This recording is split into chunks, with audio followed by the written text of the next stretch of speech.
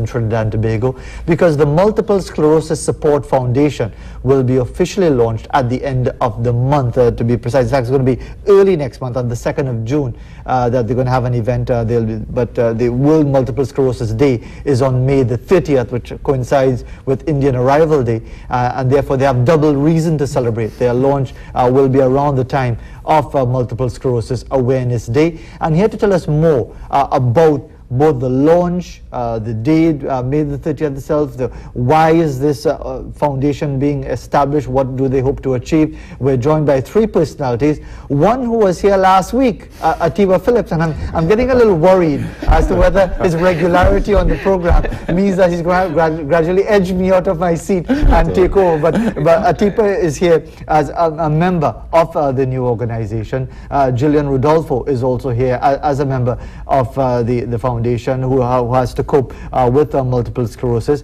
And we also have with us the gentleman who, if you're looking on your screen, you're wondering why is he so weighed down, Hesman Grant. It's because he's wheelchair bound. He is a sufferer with multiple sclerosis as well, but he's here with us, and we really appreciate the effort for you to get here with us. Good morning to you all. Thanks very much for joining us. Atiba, since you're the regular on the show now, tell us about the establishment of this foundation. Right, so the MS Foundation, the Multiple Sclerosis Support Foundation, has been in operation for some time, but we have now said we need to launch and get the word out in a much greater way.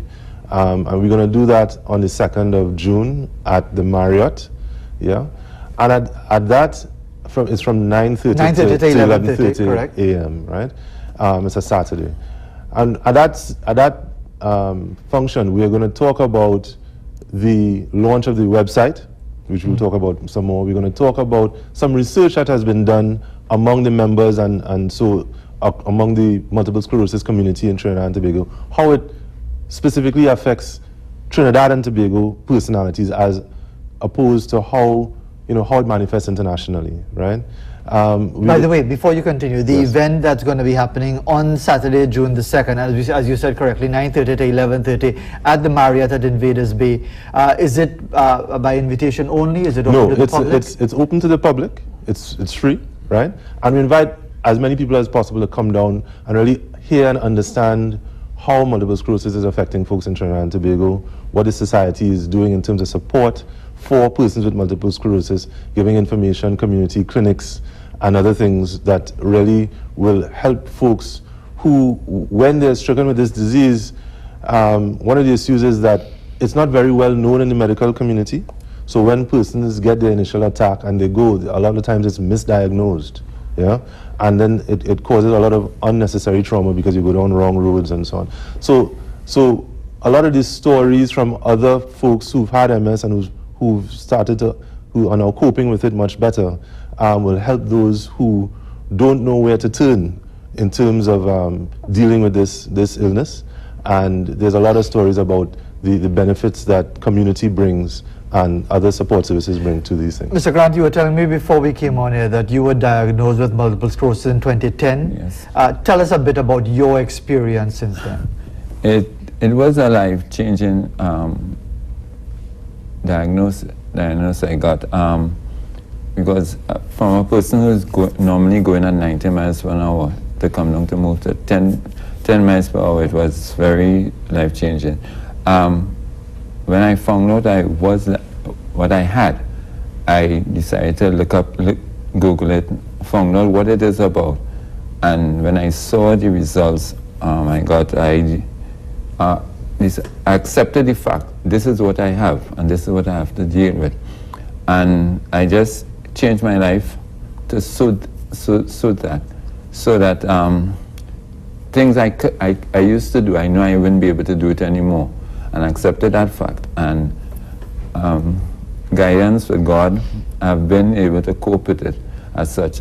What benefits do you see as being part of the foundation and advocating the different issues and raising awareness about those coping with multiple sclerosis? What would you like to see come out of this venture? What I would like to see is that people who, as Atiba said, are now being diagnosed or are not able to cope with it, we who have been there, who have done it already, have been around for a while, will be able to assist them, and this is what the group is really about. We assist, we help people. When I speak to them, I tell them what they should do, what they shouldn't do, and the best way to get around or dealing with it. And that's the main thing, the main support, having a group. And Ms. Rodolfo, tell us about your own situation in coping with MS. It was life-changing, and what I had to do a lifestyle change. Yes. So I changed my diet. So I now lots of vegetables, fresh fruit, lots of water. For me, it was humbling because, like Hesmond, I was a very active, do stuff all the time, very busy, and when I was diagnosed, I had to slow down tremendously. I was unable to work for like 2 years, and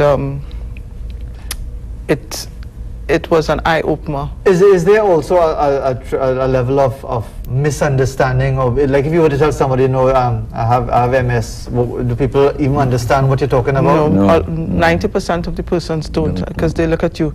You don't look sick. You sick with MS? Exactly. I mean, people might be watching this right now. I say, Mr. Grant is in a wheelchair. You are sitting down here. You look quite normal and mobile and so on. But how challenging has it been in that sense, as far as your lifestyle? What I can say is, it depends on your personality. Yes. It would affect you in a negative way. After I was diagnosed with MS, as I said, I recognized that I had to be more positive. As Hesmond said as well, understand and accept what this disease is about, take my medication, follow doctor's instructions, and when I was first diagnosed, I would share, I had lost my mobility, I had lost my motor skills.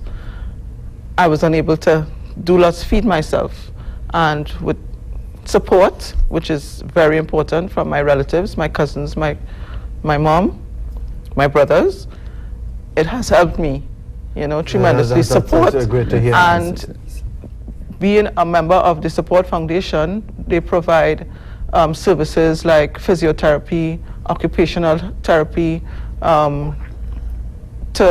for members that when we are down or you have somebody to call and they could help in that way. They would guide you where to go and what to do because you need support. Indeed. Unfortunately, time is going by so very quickly, as per usual with interviews like this. But Atiba, we have about a minute left, and as far as with this launch of the organization that's going to be taking place on the 2nd of June, a couple of days after the actual World Multiple Sclerosis Day, what are you urging the people of Trinidad and Tobago to do? What would you like to see happening as far as assisting those coping with MS? Well, I think part of what the event is about is to get the word out about what is MS and how it affects folks, and the fact that there's a huge difference in terms of how different people will be impacted by it. Second will be to help to support, connect with what we're doing. The theme of the event is bringing us closer, right, to ending MS. And then third, one of the big things we're going to do is launch a website which allows other persons, one, to donate to the cause, and then also for persons who are, for example, healthcare providers to register. So we have a roster of persons who the members can connect with. Businesses that supply medical services and medical products and so on, again, to register. So we're going to create an ecosystem of support for persons with MS through the site, which is a platform, and really, bring some relief and some awareness and better understanding of this thing called MS. Well, let's hope people really take advantage of the opportunity. Let's give you the contact information as well. Their website is msftt.org, MSSFTT, Multiple Sclerosis Support Foundation, Trinidad and Tobago.org. You can also get information on the event at that website. You can call 741-9585. Is there any other contact information you'd like to give, or have you given it's tt.mssf gmail.com for Right. an email. For the email address Yeah. as well. And again, the event is on June the 2nd, and it's open to the public. That's right, at the It's Marriott. At the Marriott, 9:30 to 11:30, That's right. Saturday, June the 2nd, and you can take advantage of that Register on the site opportunity. for the event. And indeed, and we really want to thank you all for being here, that we can take the opportunity to highlight the situation, and indeed for those coping with multiple sclerosis can get as much support as they can through the foundation and in any other way that is possible. 7:16 in Trinidad and Tobago. We'll be back right after this.